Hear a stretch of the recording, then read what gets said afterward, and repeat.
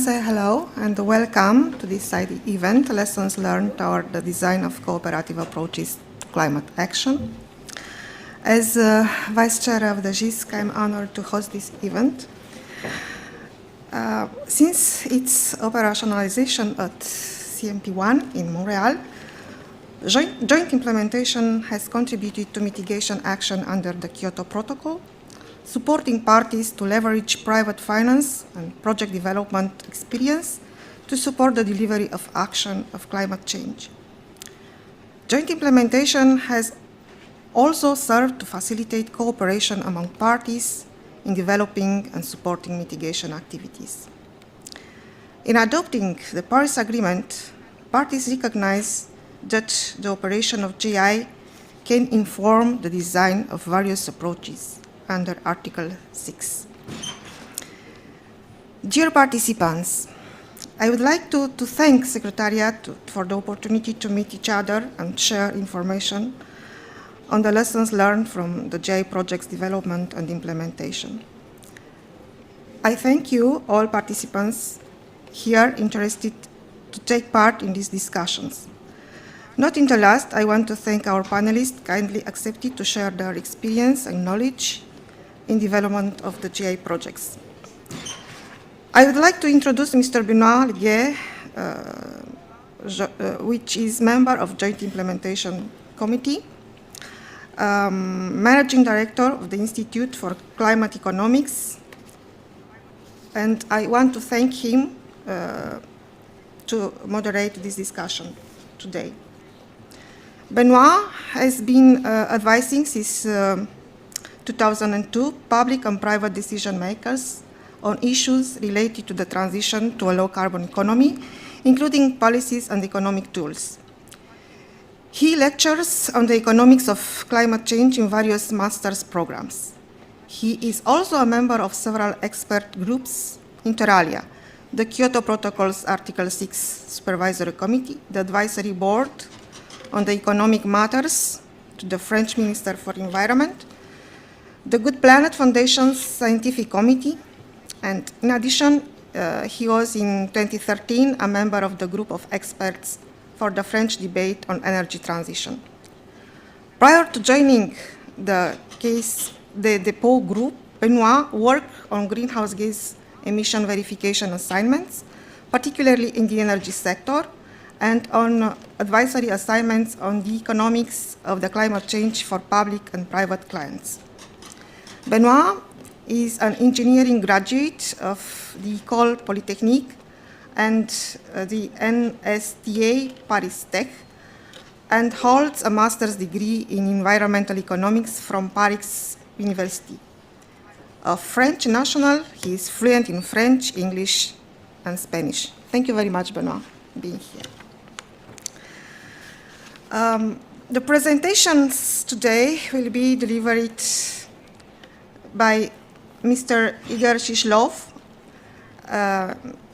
Igor is a senior consultant at Perspectives working on climate policies in developing countries, climate finance instruments, and carbon accounting. Previously, he worked for 6 years at I4CE, a think tank where he conducted research on international climate policies and climate finance. Igor is also teaching master courses on climate change economics at Haug, Paris. He holds a PhD in environmental economics from Paris Agr University and an MS in sustainable development from HEC Paris. Thank you, Igor. Our next panelist is Mr. Jeff Swartz. Based in London, Jeff directs the South Pole Group's strategy and services on international climate policy and carbon markets. He provides business development for the company's activities with the public sector and supervises the group's portfolio of public sector advisory projects.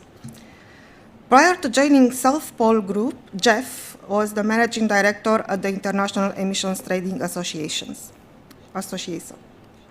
Jeff represented IETA and its plus 140 members on all aspects of international climate change negotiations, with a special emphasis on carbon pricing and its role in the 2015 Paris Climate Agreement.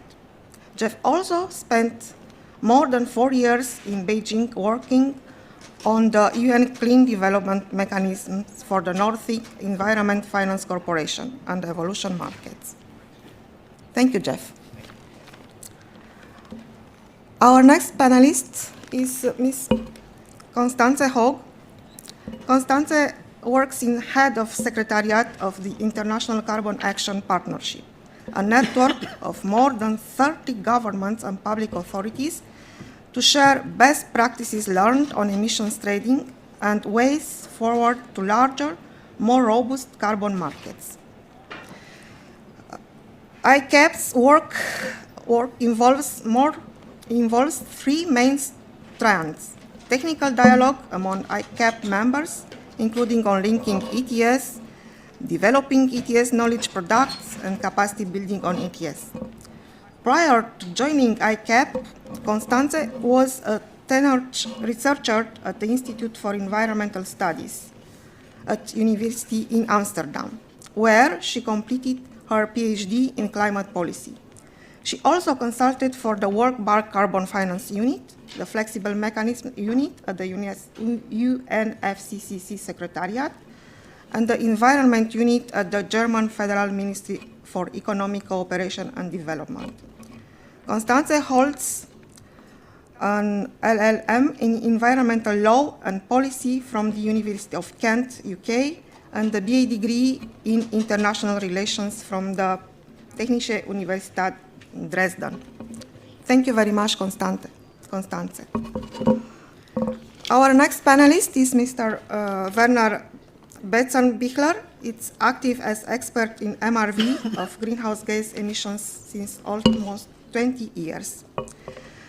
As external service provider, he runs the operations office and is also general manager of D.I.A, a global acting association of auditing companies who are accredited by UN for performing validation and verification services according to the flexible mechanisms of the Kyoto Protocol. In this function, he also chairs the DOE AIE Coordination Forum, interacting with SHISC and CDM EB as official stakeholder during their meetings. Furthermore, he manages Verico SCE, a European cooperative of auditors and MRV experts established in 2013, offering, among others, support in capacity building activities when establishing the MRV schemes on national or regional level. Dear participants, the adoption of the Paris Agreement represented a major breakthrough in the international climate negotiation process. It provides the blueprint for a new, ambitious, and durable framework for international cooperation for climate action. The focus now is twofold: elaborating the rulebook of the Paris Agreement, which is the reason why so many delegates and participants have come here to Bonn, and working on the ground towards the implementation of the nationally determined contributions which parties have taken under the Paris Agreement. The Paris Agreement prominently allows for cooperative mitigation for implementing NDCs as part of its Article 6. Negotiators now have the task to create the rulebook for this instrument of cooperative mitigation action, taking into account the principles set in the Paris Agreement as a whole, and in particular Article 6. Some of the applicable principles include, among others, environmental integrity, contribution to sustainable development, transparency, avoiding double counting, proper accounting, and contribution to their ambition. How the principles will be implemented and at which level now, these days, needs to be defined.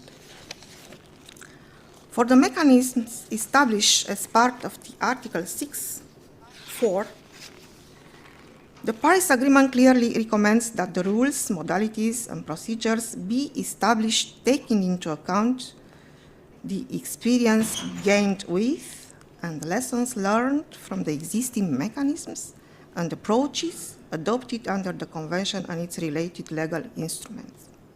But more broadly, the GI may have lessons for crafting all the various approaches under Article 6. The GI was established as a mechanism under the Kyoto Protocol.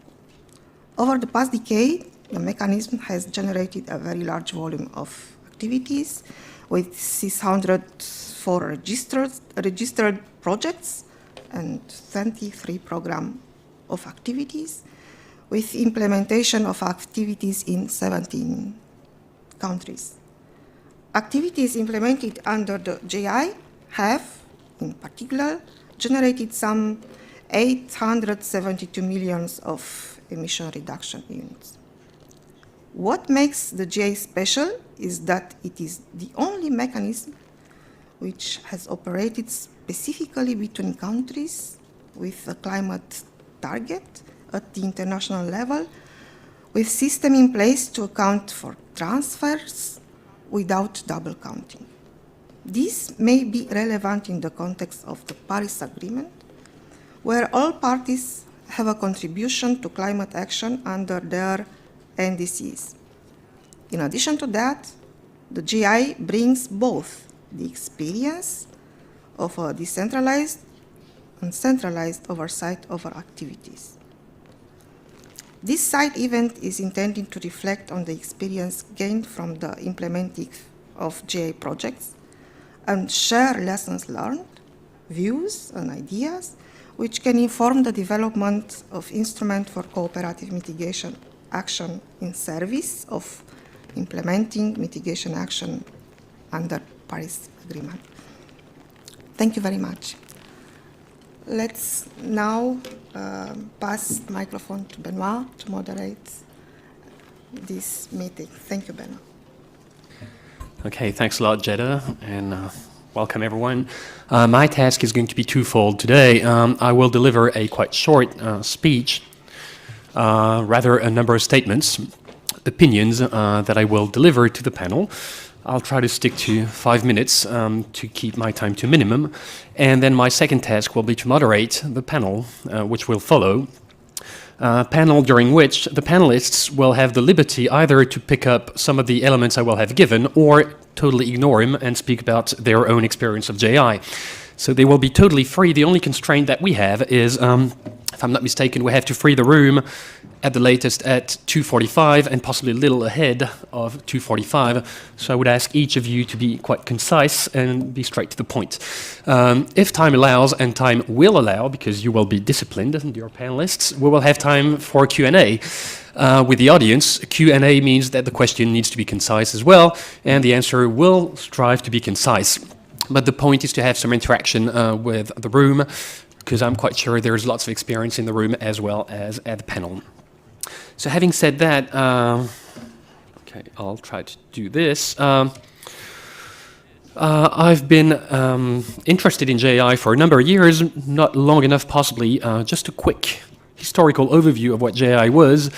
Let's say it started in 1995. For those of you who were born back then, it was activities implemented jointly. The second key date, 1997, Kyoto Protocol, 2001, Marrakesh Accords, 2005, Montreal the Montreal COP and the entry into force of the Kyoto Protocol, and 2008, the real entry into force of the Kyoto Protocol. 2008-2012 was possibly the golden age of JI. Many projects, many project developers, many people interested in JI, and then from 2012 onwards to 2017, we've been in artificial coma for the past 5 years. We're not the only mechanism in this case, but it's quite obvious in our case, in the case of JI, that we're dead or clinically dead. The answer, the question now is, can we be reborn again? My take, but I'm quite optimistic on that, is yes, we can be reborn again. Why is that? Well, that was pointed out by Jetta in her introduction. We now have countries with a target. All countries supposedly have some kind of target. And if you read the Paris Agreement, it says we need to get to zero net emissions between now and the second half of the century. So in a zero net emissions world, in my view, there will be room for some kind of offsetting. I hate the term offsetting. I never use it. I use it for convenience. It's not about offsetting emissions. It's about reducing emissions and bringing them down to net zero. If it was zero gross emissions, there would be no room for offsetting. However, in a zero net emissions world, there is room for offsetting. The question now is, in which countries, in which sectors, possibly not within all sectors at the same time, and the third question is which timeline. The fact that a sector in a given country can recourse to offsetting at a given point in time doesn't mean that it will necessarily recourse to offsetting for the rest of the time. So the question we have ahead of us is, can we be reborn again after 2017? As you possibly have noted, I would be quite optimistic on that. 4 issues I would like to raise if J.I. is to become live again.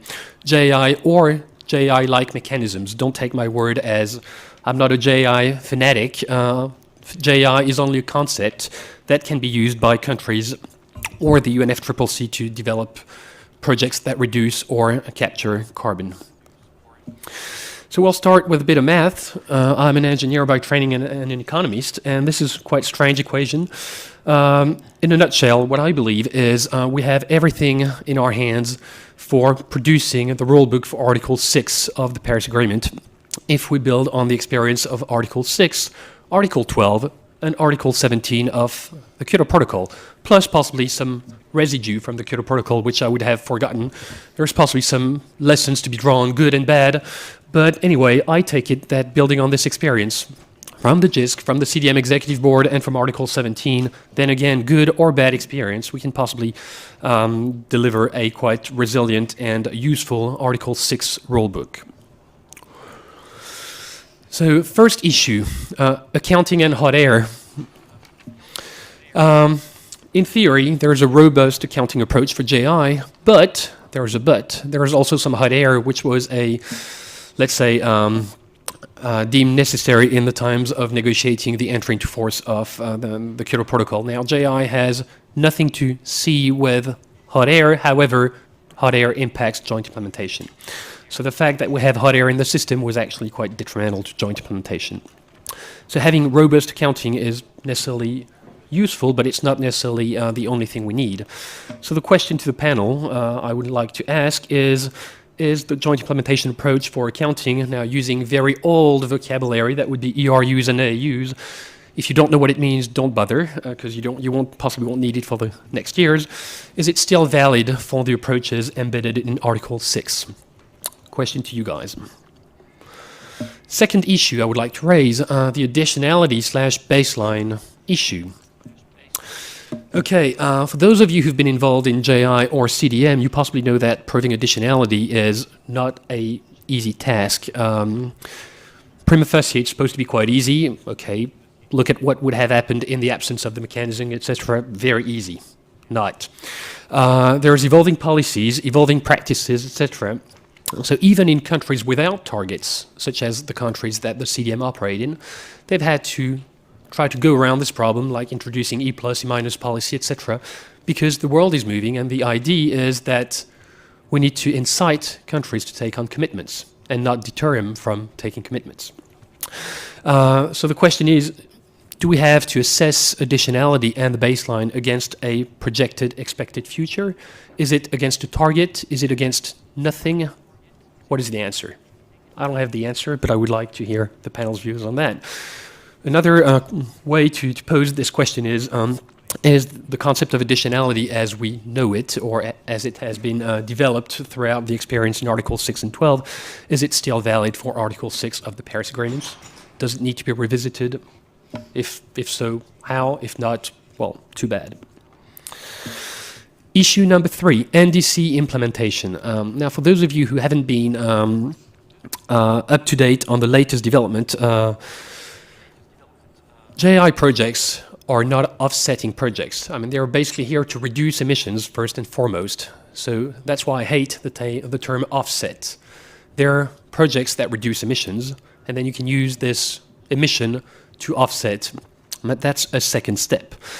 The point here is you can also use it for complying towards your NDC or your target, because you reduce emissions in your home country. So what we've seen in the past years, even with the demise of joint implementation, a number of countries have been developing or trying to develop so-called domestic offset schemes, which resemble very much joint implementation. Many countries in Europe, and some countries outside of Europe, and in the future we can possibly envisage that many countries would like to develop such tools, not for offsetting, but mainly to reduce emissions, to become a tool for operationalizing their NDC. Question, which lessons to the panel, then again, does the JISC or other experiences under joint implementation provide in terms of instruments with decentralized governance, oversight, or implementation? As you possibly know, and as Jetta recalled, we've had 2 tracks under joint implementation. One very decentralized track, track 1, and one very centralized track, track 2, overseen by the JISC. Fourth and last issue, and there is a link with the third issue, governance. JAI Track 2 was possibly sometimes perceived as too strict, not by me, but possibly by some people in the room, and Track 1 proved definitely to be too lenient, if I may have an opinion on that. So the question is Track 2 the road to pursue? Is Track 1 the road to pursue? I don't know, but the question I would like to pose to the panel is, should we have uniform instruments with a very much check and balance approach? In other words, the UNFCCC and its bodies design everything and the countries apply, or could we have various instruments and only like a quality assurance approach by a supervisory body supervised by the UNFCCC, whereby the body would actually check that the instruments developed at the national level comply with overall criteria? Open question to the panel. Okay, I guess I'm done with my lot of questions. Now I would like to pass on the floor to the experts at the panel. Then again, they can feel free to pick up any element I brought or bring elements of their own, any issue they would like to bring to the attention of the audience. Can we start with you, Igor?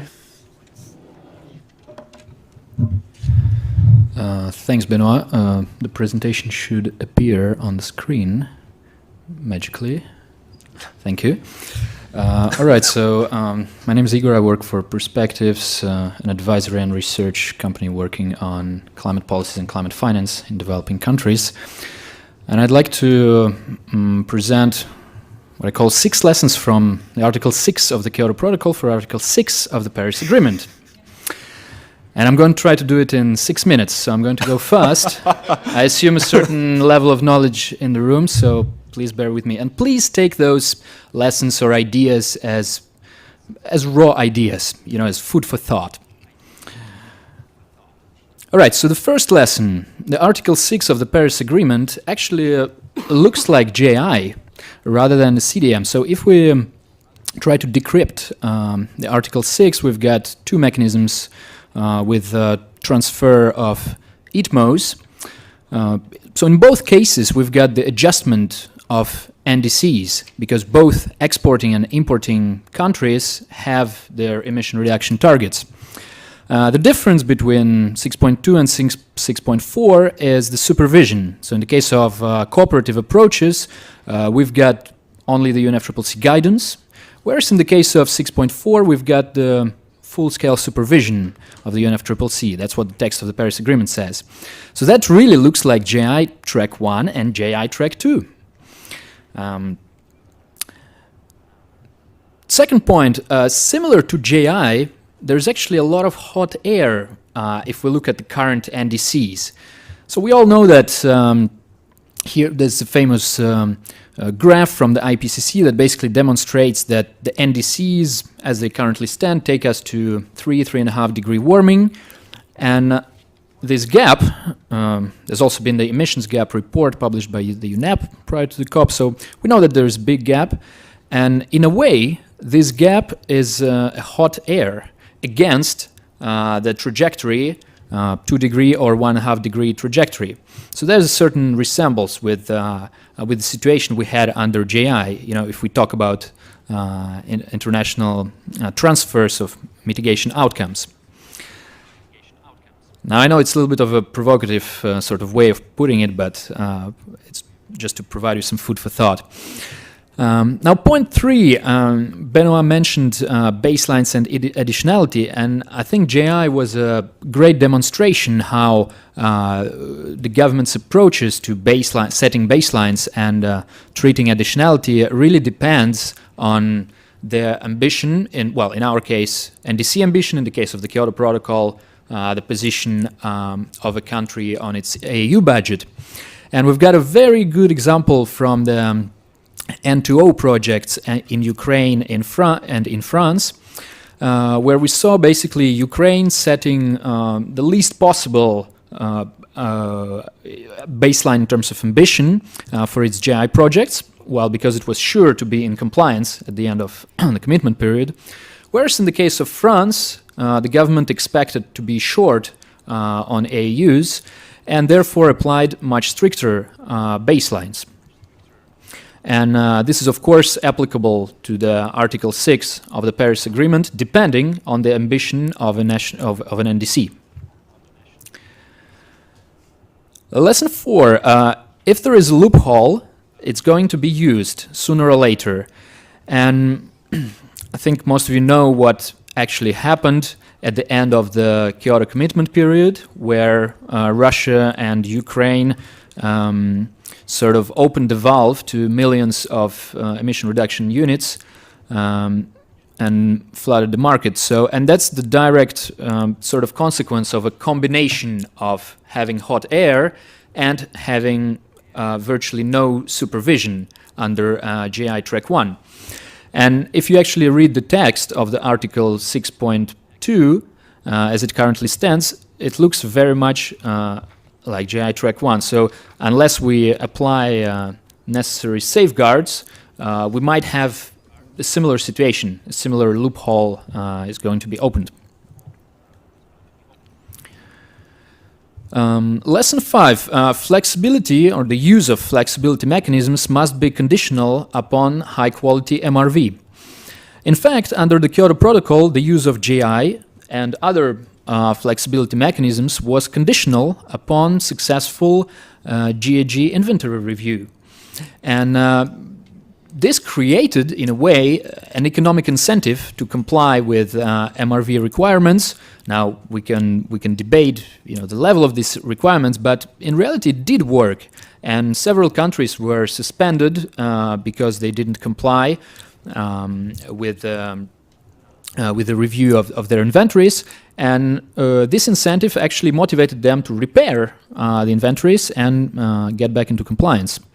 Now, under the Paris Agreement, so far, there is no such economic incentive, and we really have to think about how this incentive can be created. So potentially making the use of the Article 6 conditional upon successful review. This is my last slide. I think I'm quite okay on time.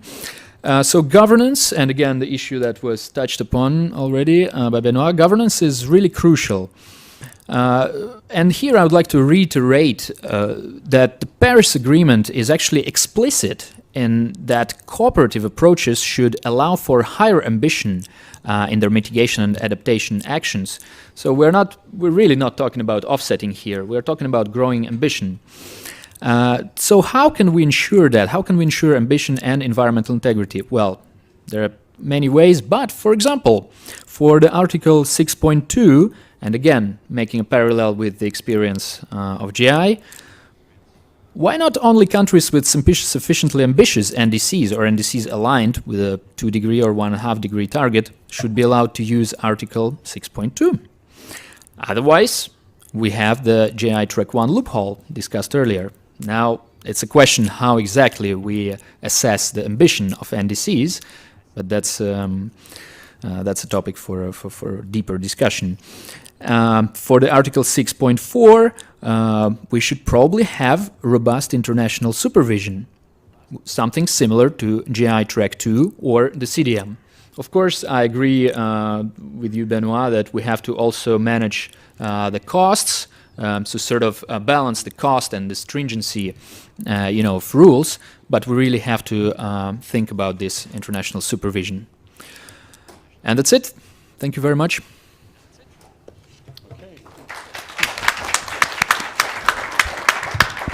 Thanks, Igor. 6 lessons from Article 6 for Article 6 in 6 minutes. That was an achievement. If we stay on the design, Jeff, do you want to be the next speaker? Is it okay with you? Yep. So thank you very much, Gita, Benoit, and the UNFCCC Secretariat for inviting me here today. Just a personal reflection. I've worked in carbon markets for 10 years, which sounds like a long time, but it's not at all compared to many other people. And in my personal experience, I started out working in the CDM, and then I came and worked at IETA for 6 wonderful years. And I always felt that during that time, the JI was like the forgotten step-sister, or the Harry Potter that is hidden under the closet.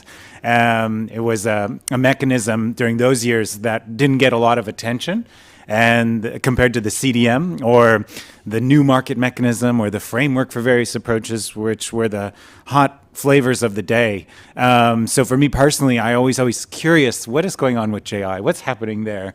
And I didn't spend as much time looking at it. And so now we're having this event and we're talking about JI in the context of Article 6. And I'm like pinching myself because there's a lot of lessons that are relevant for Article 6. And Igor and Benoit's presentations just showed you why that is. So I'm very excited to talk about this. So I'm going to talk to you a bit from the perspective of the private sector.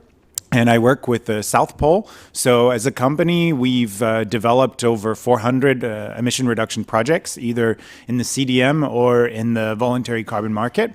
And we've done that over the last 10 years. So we have quite a lot of experience to talk about. And now I can carefully say that we are currently structuring the first Article 6 ITMO transaction with the 2 governments. So this will be the first of its kind transaction for what's considered an internationally transferable mitigation outcome. So my company is responsible for developing the project design document. How do we show the corresponding adjustments made? How to ensure additionality? So all of the challenges that Benoit and Igor just mentioned are real in the work that we are doing in the context of Article 6 on behalf of these 2 governments. So yeah, this is just a small propaganda about all the things that we do and why we're amazing. So you can go on our website and learn more about that. So obviously the key thing I think I want to start by saying is for Article 6, the private sector is key. It just, even though it doesn't mention the role of the private sector in the text itself, and many of the initial transactions will likely be between governments only, is going to require a lot of careful thinking and input from stakeholders in the private sector and, of course, in civil society in order to get these first transactions off the ground. And we know that the private sector has significant potential to not only help facilitate these first transactions, but also to provide a stable source of financing of these transactions. And we also know that Article 6 is a tool for governments to use. So it's a tool for governments to increase the ambition of their NDCs and to cooperate with each other. And so this is like the broader context of why this is important. And the slide shows you at the bottom, if we rely on each other as different countries to use international carbon markets, we can increase the ambition of the NDCs. And that's from a work that the World Bank did and Vivid Economics did in the State and Trends of Carbon Pricing. So this is sort of an exhausting list of the different lessons learned from the KP mechanisms that we put together. And I won't go through each one because Benoit is very serious about his time. So I will just focus on the ones related to JI, the 3 bullet points on the bottom. Relevant architecture for implementation of Article 6. this is exactly what Igor was just talking to you about in more detail when it comes to the supervision. So as a company, we clearly expect that there will be supervision over Article 6, both for ITMOs, Article 6.2, and also for 6.4. And when it comes to 6.2, we are very interested in understanding how the UNFCCC, together with the parties, can implement some kind of accounting system where there's real-time information that is listed transparently in an international website or distributed ledger that shows all of the unit flows that are happening between different parties. We need to have that. We cannot have integrity in the system if there's no transparent system to track where all of these units are flowing to. And I think from the lessons of JI, we see there's a way to do that that could be effective in using a centralized registry system like the ITL, and then there's ways that are ineffective, where there's no supervision whatsoever. So we would prefer there to be some centralized function. Now, for those of us who follow the negotiations closely, we know that every time the ITL is mentioned, it's also in the context of money, and governments having to finance the ITL. And so I don't know if that's necessarily the remedy for Article 6, is this sort of advanced superstructure ITL. Maybe instead we need to think how the technology of today, rather than the technology of the late 1990s, can help us track those systems. So something like a distributed ledger to me sounds really awesome. But I know that's quite controversial, and not all of the parties are talking about it right now because they're talking instead about how to organize their time at the session. So that is one thing, is the relevant architecture. And then the second thing from the architecture from JI under Article 6 is the accounting. And for the transaction that we're doing right now for ITMOs, we're having to develop on our own how this corresponding adjustment is going to be made. So how are we going to work with each party to ensure that their inventories have both an addition and a subtraction? And when those inventories are updated, how do we ensure that it's done in real-time format?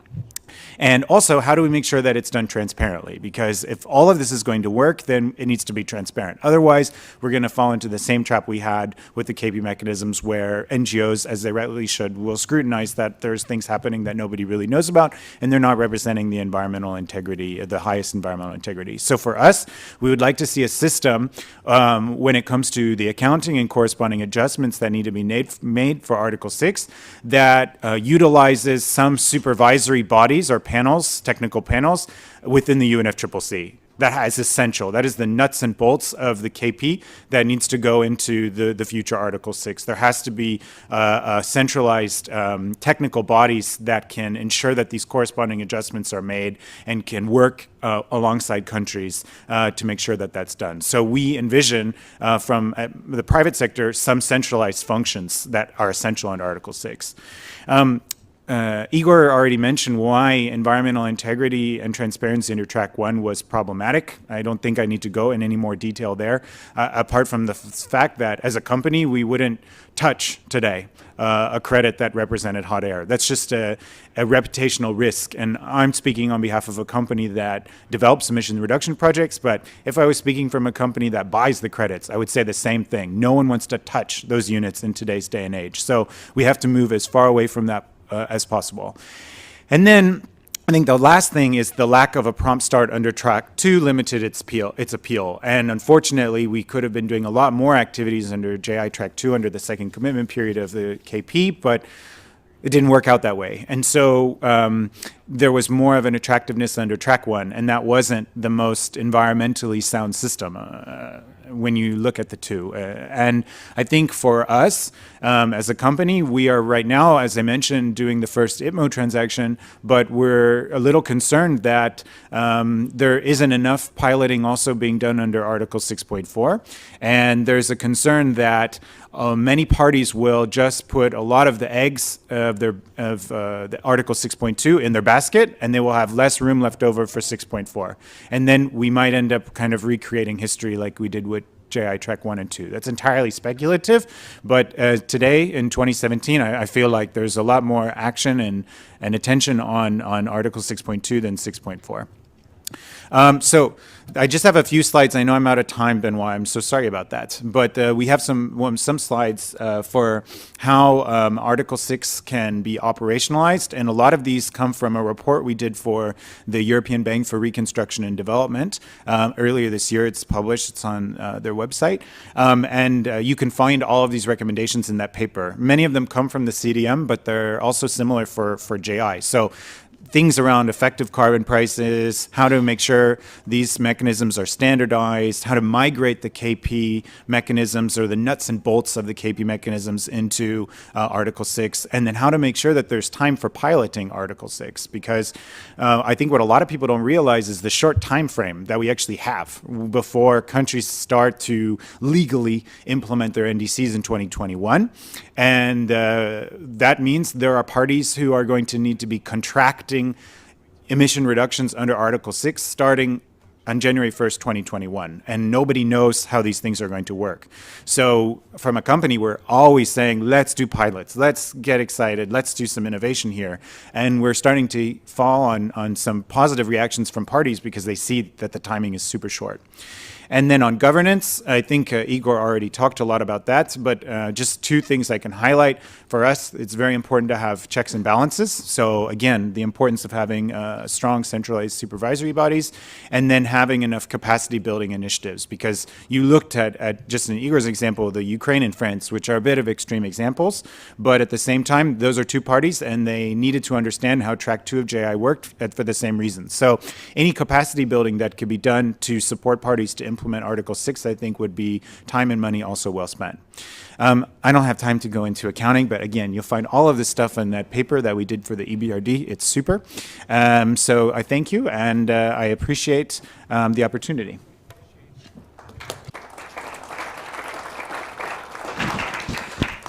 Thanks, Jeff. Constanze? Yes, so I am willing to sell some of my time to Jeff, as a lot of my points have already been covered earlier. So no, that is not a problem at all. That is just an offer to start piloting and trading on speaking time minutes. Indeed, I was asked to talk about regulatory infrastructure lessons from JI to Article 6, and I was also going to talk to two main points. First, infrastructure, and secondly, governance. I think on the infrastructure side, a lot has been covered already of what I was going to say. First of all, I wanted to remind you what we had with the Kyoto structure. We had an international transaction log, we had a CDM and JI registry, and we had defined units in tons of CO2. Currently, for the Paris world, we have none of this. And we're essentially needing to rebuild from scratch. ICAP brings together 35 national and subnational governments to whose hearts carbon markets are very dear, as they are actively implementing and working on carbon markets. So clearly there are divergences or differences in viewpoints on specific issues on how Article 6 should be operationalized. But they bring a strong interest to the table that Article 6 should be operationalized in an environmentally integral manner. But there's so many questions that do need to be resolved. So what is the nature of an ITMO? Yes, Benoit was referring at the beginning to the questions, how relevant are AAUs in a Paris world? They can be relevant if we are taking carbon budget approach, but at the same time, what we are supposed to be trading is mitigation outcomes that may well be different to AAUs. Registry infrastructure, Jeff covered. I'm not going to talk about that. I think there's lots of questions also on corresponding adjustments. How will they work in practice? When will they be accounted for, at transfer, at used, based on targets or based on inventories? When will this adjustment be timed at transfer, at compliance? So lots of little nitty-gritty issues that seem esoteric, as André Marcoux said yesterday, but are giving lots of people headaches in the negotiation rooms. I think at the same time, reading through the submissions, especially now before this session, there is an indication that there is growing interest to bring back some of the elements from the Kyoto world in a number of those submissions. So I think we can be curious to what we'll see back for the Paris architecture from these elements that I mentioned before. On governance and oversight, again, I think environmental integrity others have covered. I'm not going to add much to that. I think two key questions are relevant here from JI to Article 6. First, something that Igor touched upon, the question of eligibility. So which NDCs are eligible to trade. And second, the question of extent of guidance and oversight over both Article 6.2 and 6.4. And I think it's fair to note that on these issues, there are currently very wide differences in opinion still among the negotiators looking at the submissions. I actually wanted to zoom in a little bit more on the buyer's perspective, because I think that is important here. Jeff also just said, as a company, they would not touch projects that they aren't sure about their environmental integrity. And actually, from conversations with ICAP members, I would argue that the same is likely to be true for the buying jurisdictions, of which there aren't so many in the room at the moment. I think they have also learned their lessons from J.I. and CDM with significant reputational risks, and will be looking very, very closely on what units they will be buying and in what constellations. So I think that there is also, while oversight is certainly desirable from some perspectives, I think also the buyer side will be very careful with whom they will enter into agreements.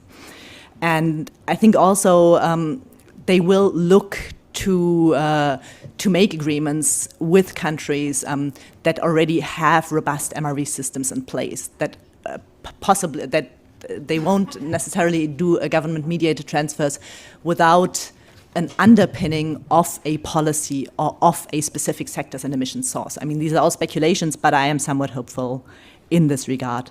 And I think that's, again, where carbon pricing comes into an extent, because I think domestic carbon pricing mechanisms in selling countries are a way to provide some of that credibility that real emission reductions stand behind ITMO transfers.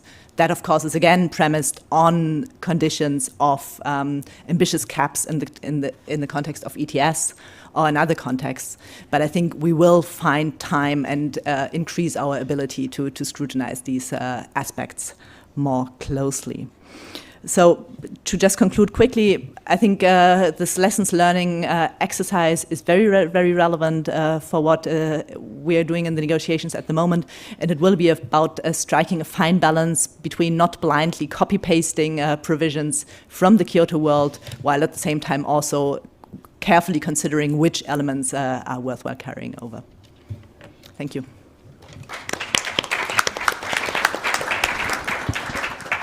Thank Constanze. Werner, you're the last speaker. I take it you are going to say a few words about ensuring trust and verifying, but correct me if I'm wrong. Okay, thank you. Yeah, thanks for inviting me also and enabling me to provide also the view of the third parties, of the verifiers, validators. So the title of my presentation was given here by the organizers, Lessons Learned for the Verification of Outcomes and Ensuring Trust, and especially ensuring trust. I think this is an expression we find very frequently in the advertising sheets of our member companies. Ensuring trust is our business, and playing the role of the third party is something we have, especially in here in the European culture, or in every culture where you have some traits that somebody has to provide that everything is in conformance with, let's say, the conditions of the trade. So we have here in the Kyoto or in the Paris scheme to provide commitment that a ton is a ton.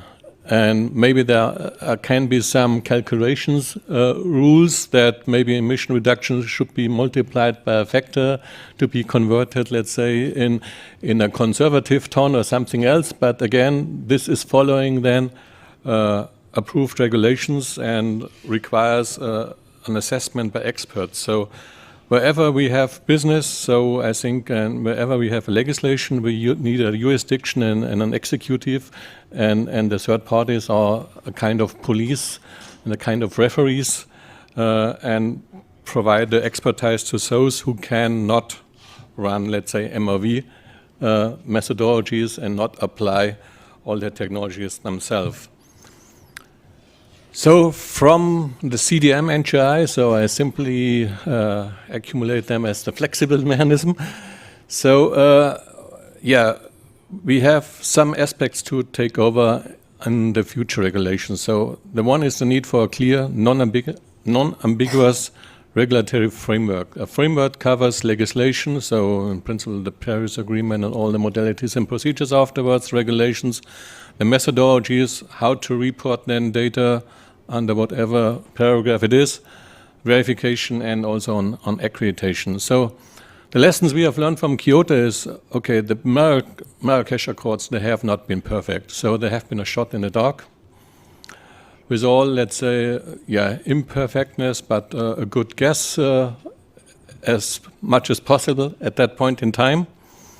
But they have never been implemented as written. They have put too much detail on some aspects and missed maybe some generic aspects, very important aspects on the other side. And most of the regulatory work was done then in a learning curve by the CDM Executive Board and the CHISC respectively, and through the guidance of the CMP. So therefore, a recommendation would be, whenever we are negotiating now under the layout of 6.2, 6.4 modalities and procedure, do not put too much detail into this. Leave it to the future development of the technical, of the experts, of the scientists. A change in framework afterwards was always cumbersome and painful, so utilizing, it was necessary, or it is better to utilize successful templates from the CDM and GI when drafting then new modalities for 6.2, 6.4.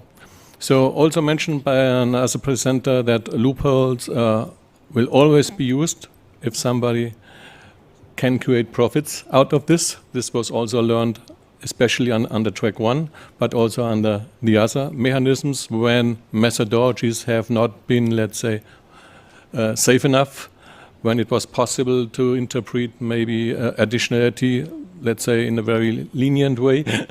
So this was always used and it was not forbidden. So we have heard this weekend this Paradise paper, so it's all legal, but let's say it's quite critical. So furthermore, whenever possible, we should have clear accounting rules. So like in programming, if, then, if something, let's say, if you reduce 1 ton, then you can finally balance another ton of emissions. So very important also from the past experience, there is the need to create resources. One thing is human resources. So recently we are more or less in a valley, especially in our business on verification validation, when Kyoto is out and Paris is not yet in. So many auditors are leaving the market. So, but it's also necessary to have resources, for example, here in the Secretariat, in the supervising authority, at consultant side, like here the two neighboring people, at accreditation services. So, and furthermore, we also need resources in monitoring support. So we have seen that calibration services are not available in many countries. So the data is maybe also then under the NDCs is still based on default values, not substantiated by a local situation. So this is an issue of missing resources. So as told, monitoring support services are not available everywhere. It's necessary, especially to run now capacity building programs, to train multipliers to distribute know-how, which is not any longer only required, for example, in Europe, where you had the EU ETS scheme. You need now the same know-how on installation, let's say, related emission determinations in many developing countries, wherever you want to run project activities or to run an NDC based, let's say, not only on a generic objective. So it's necessary to create the possibility to exchange views among stakeholders. So, for example, this could be done now, especially now, should be done on roundtables, in order to have a common understanding on these MRV issues. And when discussing on timelines for implementing 6.2, 6.4 or early action, so also consider the availability of such resources, because we cannot start immediately with all of this. We need even some years. If you want to start an own accreditation system, 2 years is almost nothing. Then regarding roles and responsibilities, so again with the same players, so we have to say there should be a clear allocation of roles and responsibilities. So clear descriptions are helpful. We have seen difficulties in the accreditation under D.I.A as well as under CDM in the beginning on the role of the accreditation assessors, on the impartiality of verifiers. There is the need to have a universal understanding of the role of third parties, which is not yet given everywhere. I still remember situations where auditors have received threats of being killed because their result was not, let's say, in conformity with the expectations of the auditors. So this is a cultural issue and an understanding what is an independent third party. So especially then there is the need to understand where there are potential conflicts of interests when you engage third parties. This, let's say, the performance of the parties needs clear enforcement of the rules by accompanied penalties. So this was also missed in the Marrakesh Accords. It was written there, but never applied as told. So the only, let's say, recent situation is that maybe there's a penalty for a DOE or AIE by losing the accreditation, but there are no penalties so far for the project participants. And furthermore, then also regarding bribery and corruption, so this is absolute poisonous to the robustness of a system, and therefore applying 6.2 or being eligible for applying 6.2 or 6.4 should be correlated to good governance. So regarding transparency, so there's a need for public access to information and underlying rules. So this was, I think, very well developed under the flexible mechanisms. Also to have stakeholder involvement, so really free stakeholder involvement.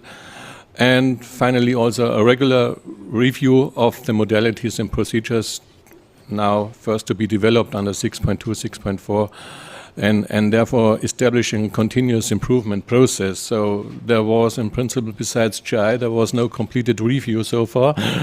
And and also the review of D.I.A, I believe, was not resulting in further improvement, because it's more or less the final dot placed there, and maybe healing some, let's say, missing point elements of the Marrakesh Accords. So it's necessary to create this trust for keeping the stakeholders motivated, and also MRV is highly technical. So also this regular report should be remain understandable for non-experts. So, and whenever the system needs to be corrected, so this should be done immediately. So maybe with a special review as soon as possible become evident. Problems become evident. So regarding the robustness in verification and accreditation, so these principles are also in financial accounting. They are in everywhere of greenhouse gas accounting, system management, certification. So these have to be applied also under the future mechanisms. There are competence requirements which can span a huge variety of areas. So as told, this is with relevance for the resources. And the allocation of time and resources is key for ensuring that there's a level playing field. So recently, especially under CDM and by the missing of, let's say, demand for emission reductions, for CRs or for ERUs, so there is a competition situation where I believe recently only Indian auditors are able to deliver the services with the time demand required for that. This is caused by the fact that they offer this for very much lower daily fees. So there should be a balance on quality and costs. So if it's too cheap, maybe then it's not safe and not worth the trust it should deliver. And the regular performance assessment should, by the accreditation scheme, should keep the quality at a high level. So some recommendations summarizing this. So whenever discussing now on 6.2, 6.4, please consider all these lessons learned from not only from my side, but also from the other speakers. So modalities and procedures, they should be based on the experiences from CDM and GI.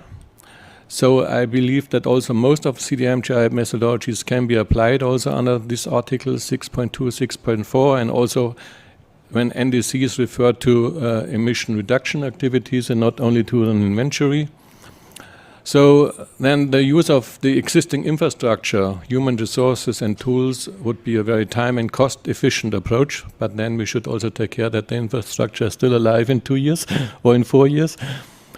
And therefore we hope that accreditation is not an issue. So we also have DOEs under 6.4 explicitly mentioned, but nobody can confirm so far that these are the same DOEs as under the CDM, or they require a specific new accreditation. I would recommend to have only an extension of existing accreditation. Anyway, JISC has already confirmed that DOE accreditation is nowadays sufficient for GI, and only then if there are concerns in specific activities, there will be additional assessments. So, and furthermore, there would be good to have a transfer mechanism for registered CDM and GI activities to Article 6.4 activities. If this would be enabled, this would be a clear signal now for the market to continue with such activities immediately. But it would, on the other hand, require some consideration of double counting regarding NDCs. And now, with my last slide, I have a wish list from the D.I.A. Association. So please, especially to the negotiators, establish such a transfer mechanism of CDM GI to 6.4 and or 6.2 as soon as possible. So which means launch also the negotiations on the continuation of CDM GI post-2020. So maybe to maintain infrastructure, for example, would be good for having an offsetting regime in addition without impact on the national accounts. Confirm both concepts, hopefully at the recent meeting. Furthermore, enable a single accreditation for DOEs, as already told. And consider also CDM and GI as a counting tool in carbon finance and under Article 6.2. This would be helpful for us to maintain our resources. Thank you.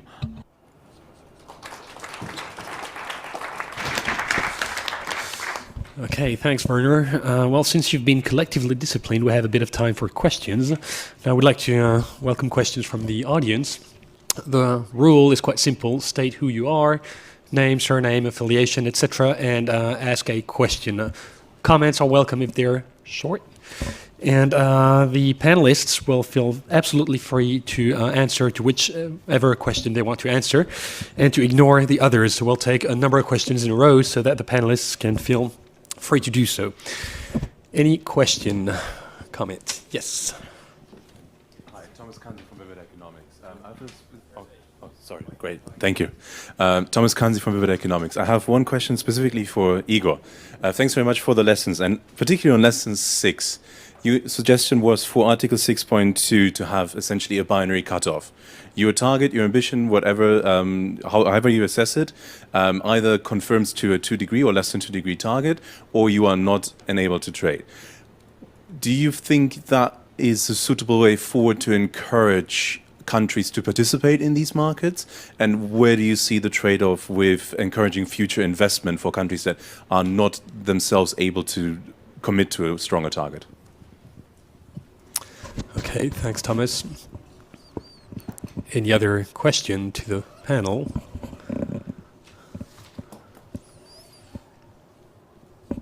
Yep, Dirk.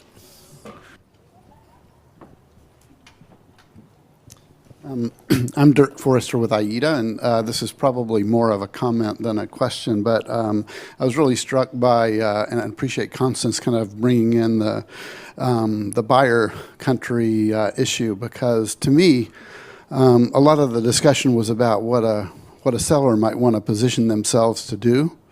And I would say the biggest issue, the biggest lesson learned from JI was about maybe mistakes in viewing how the buyer was going to look at it, because just how much business was left for the sellers that were were ramping up volumes in a way that weren't credible to the market, that business kind of went away. So ultimately, especially in a very long process that I think we'll be in the Paris Agreement, thinking about what's going to be rise at that level of acceptability to buyers. Maybe, Jeff, that's what's really interesting about the effort to put together a term sheet or documentation around that, because I think that's, to me, the biggest lesson. And I guess I would disagree with one of the points that Igor made about calling it a loophole. That wasn't a loophole. That was built into the system. It was known from the outset. So I wouldn't call that a loophole. I would call that a big design flaw that we should learn that lesson coming around. But the thing that I don't think is a remedy for it is to say you're blocked from using 6.2 because this is freely available to every party to use. But if you want to actually see any action as a seller, you're going to have to look credible. So just a comment. Thanks. Thanks, Dirk. Any other question or comment? Okay, I understand the answer is no for the... Oh, yes.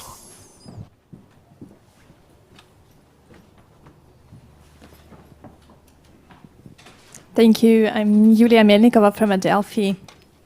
My question is mainly to Jeff. Thank you for outlining the ideal vision for Article 6 transactions, like with a transparent corresponding adjustments for the buyer and seller countries and so on. I wanted to ask about the political feasibility of such an approach. Like, for example, we know that as for now in the negotiations, there is no agreement, even if the corresponding adjustments should be applied to the inventories or the NDC targets and so on. So I wanted to ask what is the way forward? Are you going to maybe sell your concept to the governments, or how to influence the negotiation in this regard? Thank you. Okay, thanks. I guess that'll close the first round of questions. There will be a second round afterwards.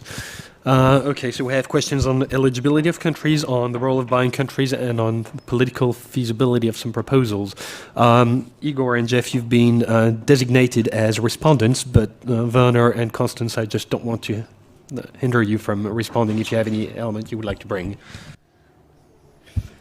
Sure. Thanks a lot, Thomas, for this question, and I'm glad, as I said in the beginning, this was rather food for thought. So I'm glad it generated some response.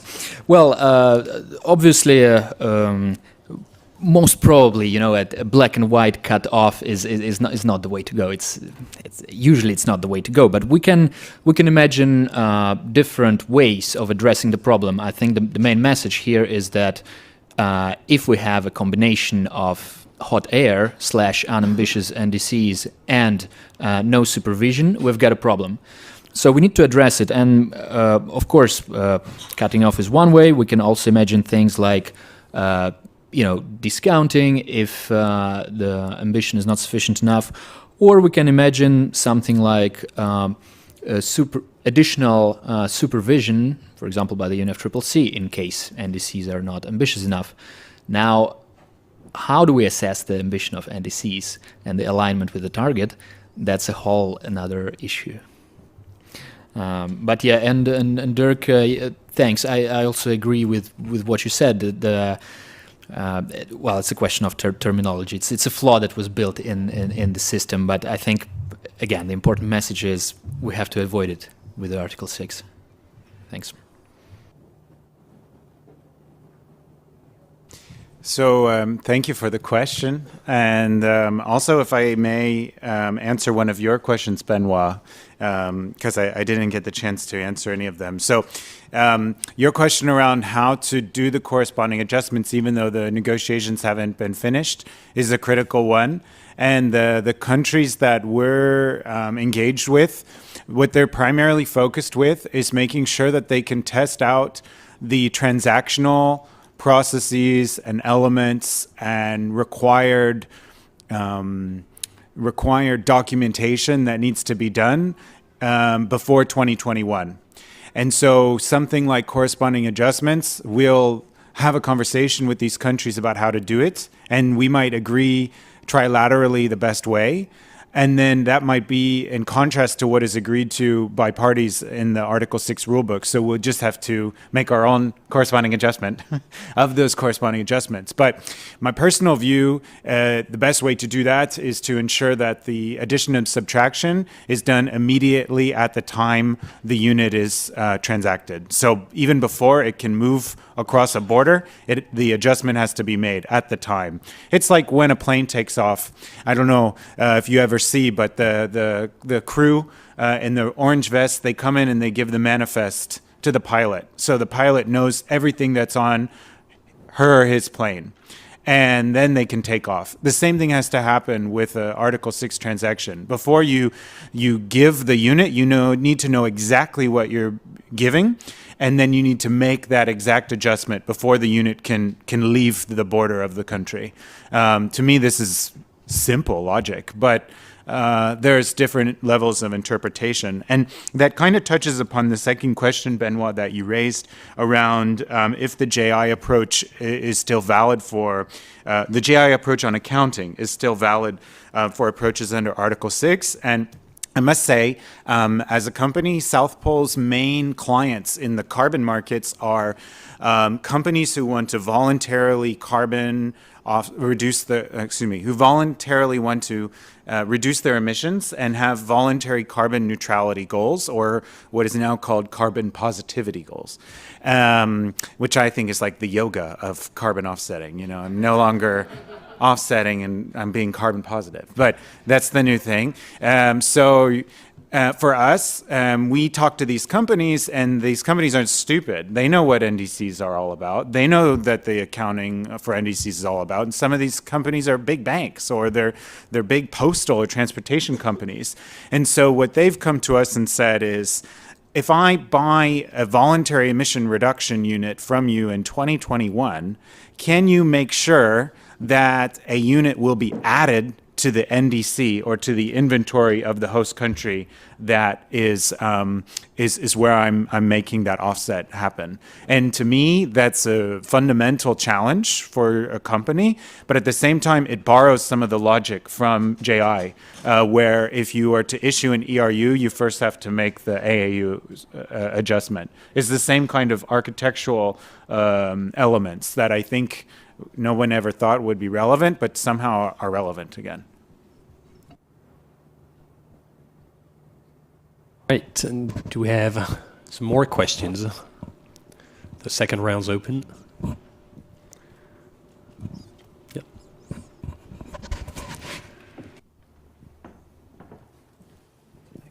Hey, Ben from Carbon Pulse. If I just respond or get back to you, Jeff, on that.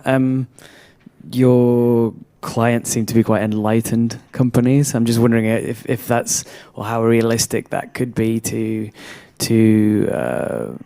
draw that out across the world under the Paris Agreement. I think you said that companies wouldn't want to buy hot air. That's a reputational risk.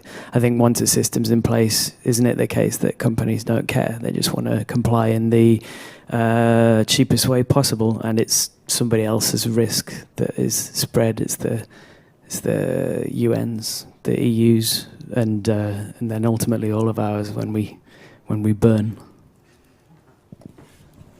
Okay, thanks, Ben. Any other question? Yes, there is one in the back of the room.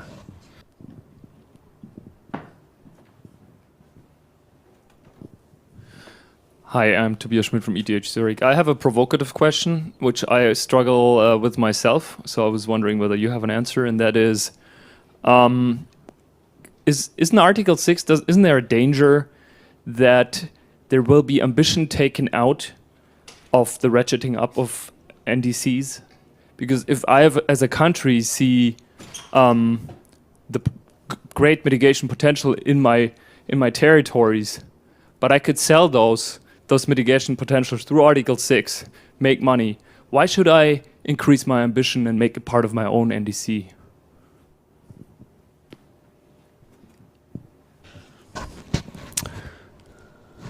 All right, any other question? I guess that last one would take about 25 or 30 minutes to answer. But yes, Igor's got a full PowerPoint, 50 slide PowerPoint in 50 minutes. Do you have any other question or comment? Okay, so I'll take those two questions. Oh, sorry. Yes, please.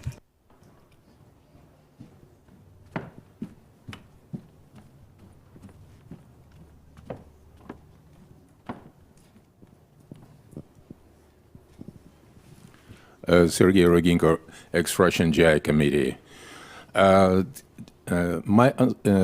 question is to Jeff, and it relates to the adjustment of ERU and AAU in relation to the Article 6. Did I understand you right that this is connected with the use of the ITMOs for national NDCs, and it is also connected with the overall goal of global emissions mitigation?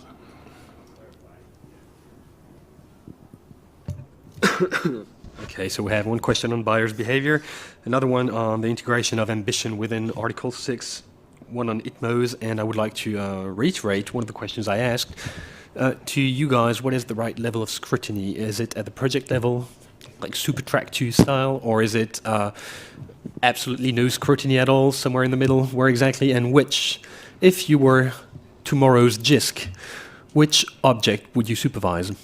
Would you supervise auditors as we do under Track 2? Would you supervise something else? What would be that something else? So any element on that would be more than welcome. Who wants to start? Any question?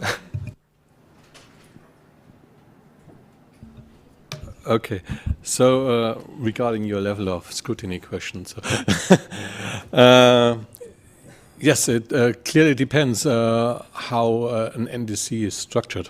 So, and also on the total economy. So you might have, let's say, project activity 6.2, 6.4, and enable these activities only under one sector, and you do not have any ambition in this sector. Then maybe that's only necessary to assess, let's say, on a project-specific basis. And you have then emission reductions. Let's say agriculture is one of these candidates. and you can create emission reductions, and you have then maybe more ambitions, or you have ambitions on the other sectors, where you have then different means, but maybe you don't allow as the host country any activities in the other sectors, power, industry, for example. Otherwise, you might have a similar challenge as you had, for example, in the Eastern European countries when joining the EU at the same time when GI was, let's say, born and started first activities. And the national allocation plans under the EU ETS have had to be developed. So they had to set aside for example, they have to find solutions like setting aside a budget for project activities and take care that there is no double counting with the power sector, because there are emission reductions generated by renewable energy. So this requires, on the other hand, then also some real ambitions on the monitoring in the whole sector, not only on the project activity level, but in principle then you have to, let's say, be informed on the total emissions of, let's say, at least of the major plants in the whole sector. And this means if, let's say, especially a larger country decides for 6.2, 6.4, their inventory needs to be more on a tier 3 level. Recently, many developing countries still have inventories on a tier 1 level, which is relevant and which requires additional auditing or accounting on industrial, on installation levels. So this is some, let's say, good news for the auditors. It does not require accreditation on the UN level, because it will require accreditation on a national level, most likely. But most of these countries are not yet prepared for doing so, for having such systems on accreditation, on verification. They may refer to maybe external services in the beginning, but it will be a challenge. And while whenever it comes to 6.2, 6.4, I recommend only to have a UN-based accreditation scheme, because if you have international transfer, you might have, as under track 1, some regulation bilateral between country A and country B. But then 5 years later, country C would also make a trade with country A, and then you need a bilateral. Better to have then one system under supervision of the UNFCCC. Yes, let's answer this question only. I wanted to get back at the philosophical question raised from the back.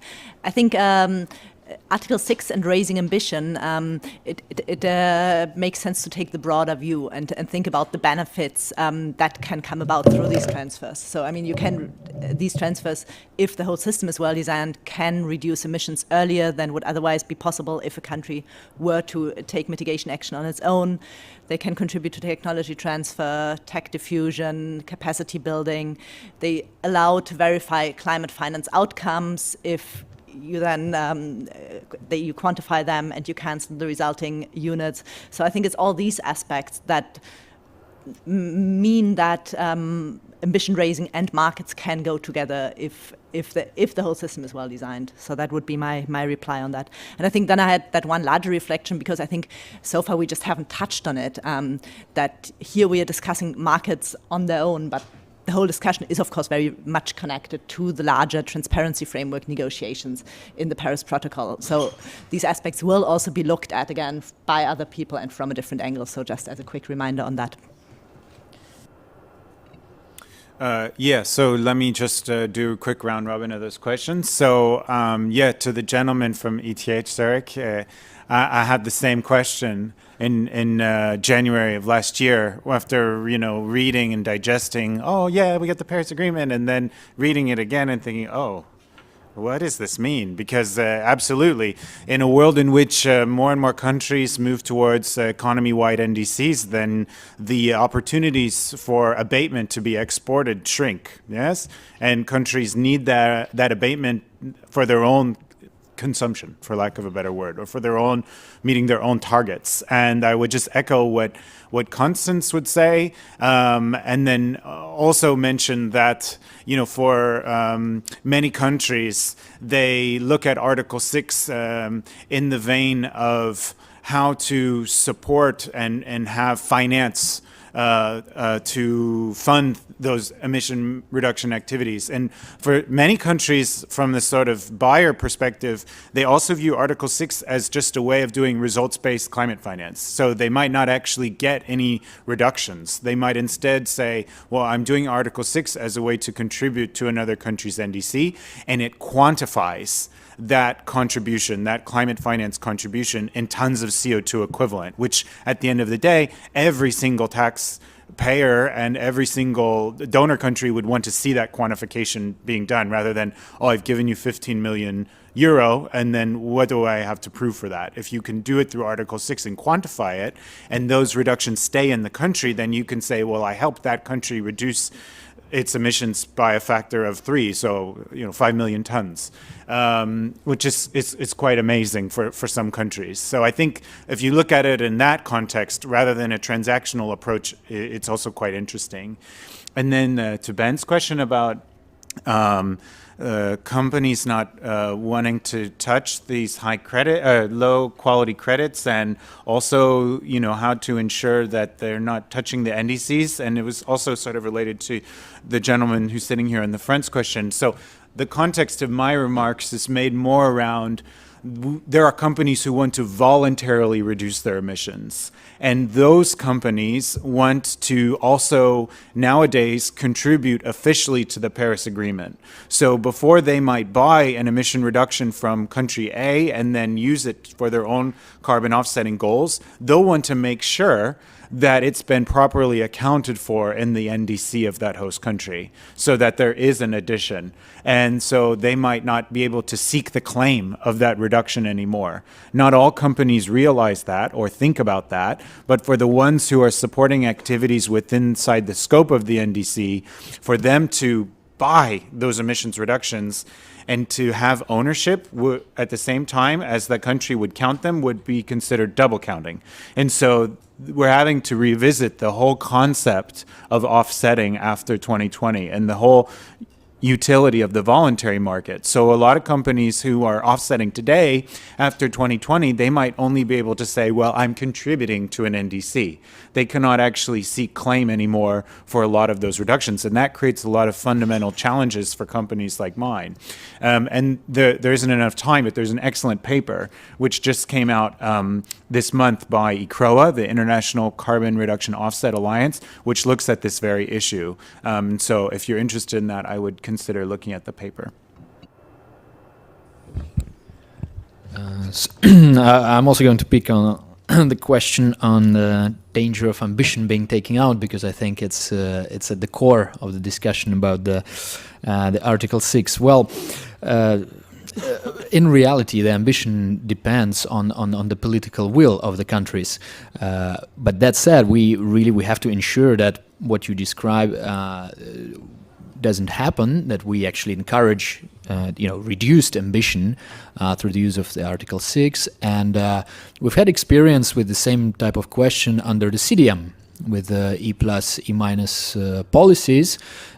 So the question is, do you include those policies in the baseline to calculate emission reductions and ITMOs? From the experience of JI, we've also seen that we've seen a couple of examples where JI projects actually helped increase ambition over time. A good example is the N2O emission reduction projects within the EU. So, as you know, that was a sort of cheap source of emission reductions, and of course the private sector jumped to tap into these emission reductions. But what happened then was that we learned about the mitigation costs, we learned about technologies, and this sector was then included in the EU ETS with rather ambitious benchmarks that were developed thanks to those GI projects. So this is an example of increased ambition over time. We can also think about the famous HFC projects under the CDM that were heavily criticized. However, we learned about technologies, and we can now move towards regulation.